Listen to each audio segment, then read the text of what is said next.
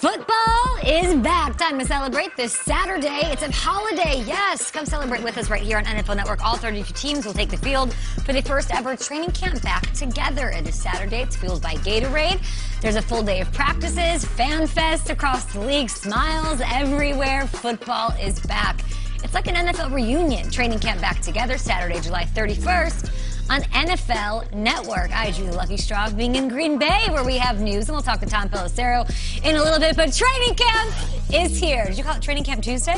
Training Camp Tuesday, yes. No conditioning test for any of us, so that's a smile on all of our faces. How would I do in the conditioning test? What would the test be? Eating like as many pancakes per minute as possible? Oh yeah, for sure. If it's an eating contest, I think you'd be good with it. Riding a bike, for sure. Running sprints against a guy like Gassers, probably not. You're Gassers, right. no. You're right. Super Bowl champion Sean O'Hara is here. We have Jimmy Palmtrees, James Palmer is here. Nate Burleson is here. Our show is brought to you by Rocket Mortgage. Yes, training camp is underway. 29 teams reporting in full today to join the other 3 that are already making it happen. And let's get to Tom Pelissero. He's in Green Bay, Wisconsin. He was there for the shareholders meeting that went on yesterday afternoon. Tom, we were all on Aaron Rodgers' watch. It says this, not this morning, for the past 7 months and a million years, it feels like. What is the latest from Green Bay? And good morning. Good morning, Kay. Local TV cameras captured Aaron Rodgers landing late last night on a private plane at the Green Bay airport. The Packers and Rodgers' agent have been working to finalize a revised contract that will ensure Rodgers is in a Packers uniform for at least the 2021 season. And the hope and expectation is that deal will be finalized in time for Rodgers to report today with his teammates and be on the field for the first practice of training camp tomorrow.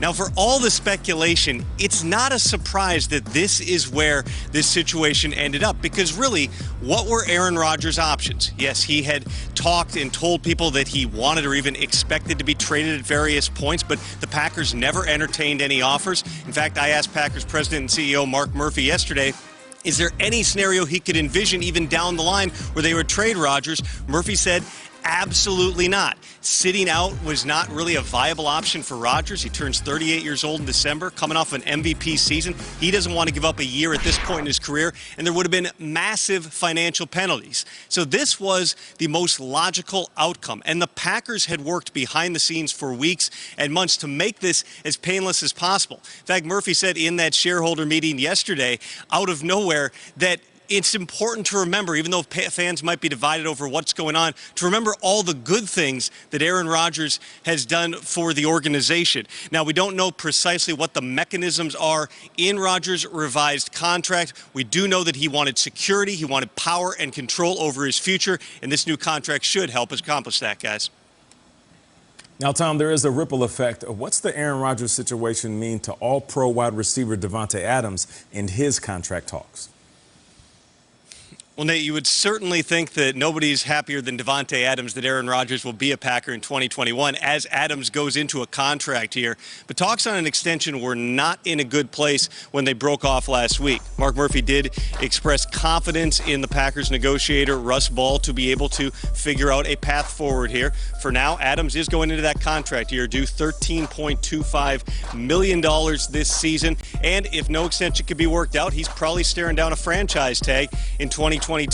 Aaron Rodgers, Davante Adams, of course, had a little bit of fun over the weekend on their Instagram story. Both posted the same photo of Michael Jordan and Scottie Pippen, seemingly referencing the Last Dance documentary. One of the lighter moments in Murphy's press conference yesterday was when he was asked, did you watch that documentary? Did you like it? Murphy said, yes, he did watch The Last Dance. He did enjoy it, and added, I hope Aaron can win as many rings as Michael. That would be quite an end to his career. Guys.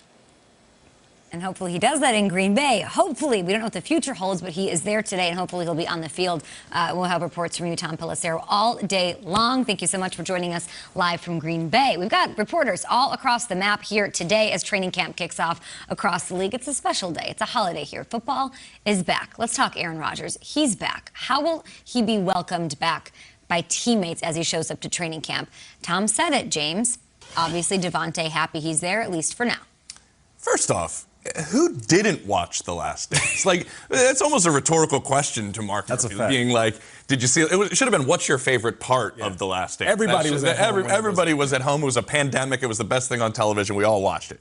But with his teammates welcoming him back, obviously they all know, with Aaron Rodgers, we are a Super Bowl contending team. I was at that NFC Championship game where they lost to Tom Brady and the Bucs. They were one really questionable play call away from heading to the Super Bowl. Without him, they are not even close to a Super Bowl team. We know how well he played. Obviously, they're welcoming him back. But to quote Shrek, there are layers to this, I think, because all the time he missed, Aaron Rodgers doesn't need more 7-on-7 throws. But if you remember what happened last offseason, the growth this offense had from the first year when Matt LaFleur was there to year two was incredible.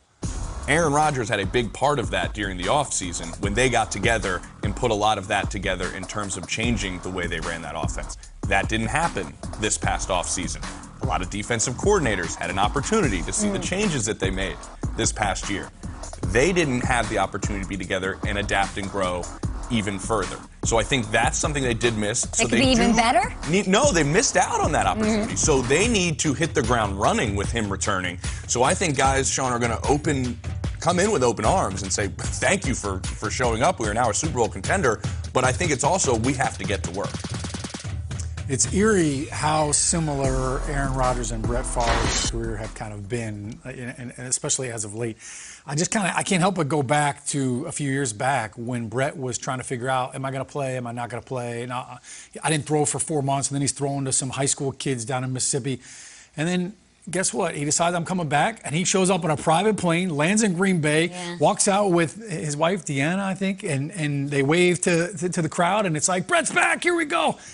It feels like the same thing here with Aaron Rodgers. Now, to your point, look, he was the MVP of the league.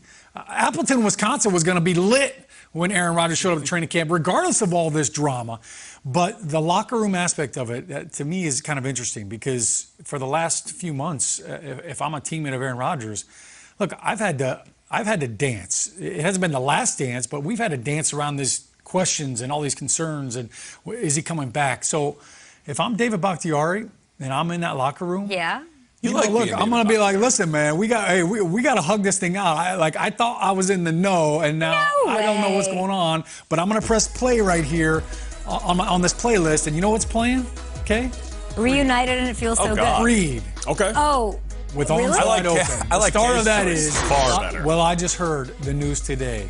There he is. It seems our season change. Scott Strapp, the legend. Scott Strapp cannot be in the 7A block, Nate. I'm leaving. No. Ooh, there he is. I cannot. Live and in person. So you think there's going to be a little weird, we have to hug it out? I think they're having an all-time legend there won't back be any in the weirdness. locker room. I think they're going to have some fun with him, though. He's got a great sense of humor. You know, maybe they start out with a little human prison or my own prison that they felt like they were in. But yeah, they're very welcoming. There's going to be no issues, no hard feelings. But really, let's get back to work, man. We were so close. There. Yeah, no issues when it comes to the X's and O's, but I do believe behind the scenes there's going to be some conversations, some real deal conversations. And to quote Donkey from Shrek, I just know before it's over, I'm going to need a whole lot of serious therapy. Look at my eye twitching. Okay, so that was Donkey, and they are going to need some therapy.